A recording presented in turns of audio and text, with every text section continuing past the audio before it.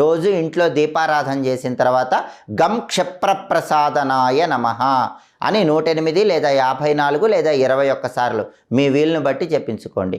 40 రోజులు ఈ మంత్రం చదివితే 40 రోజులు పూర్తయ్యేసరికి మీ మనసులో ఉన్న కోరిక చాలా సులభంగా నెరవేరుతుందని మంత్రశాస్త్రంలో చెప్పడం జరిగింది. కాబట్టి ఎవరైనా సరే గణపతికి సంబంధించిన ఈ 2 శక్తివంతమైన మంత్రాలు చదువుకోండి. మీరు పని ప్రారంభించినప్పుడు ఎదుటి వాళ్ళు అడ్డుపుల్లలు వేస్తున్నారనుకోండి, విఘ్నాలు వచ్చేలాగా చేస్తున్నారనుకోండి, మిమ్మల్ని వెనక్కి లాగుతున్నారనుకోండి, వక్రతుండాయ హుం అని షడక్షర మంత్రం చెప్పుకోండి. అలాగే నాకు ఈ కోరిక ఉంది, వెంటనే తొందరగా నెరవేరాలి అనుకుంటే గం క్షప్రప్రసాదనాయ నమః ఈ మంత్రం చేసుకోండి. ఇలా మంత్ర జపం చేయండి, విశేషమైన శుభ ఫలితాలు సిద్ధింపజేసుకోండి.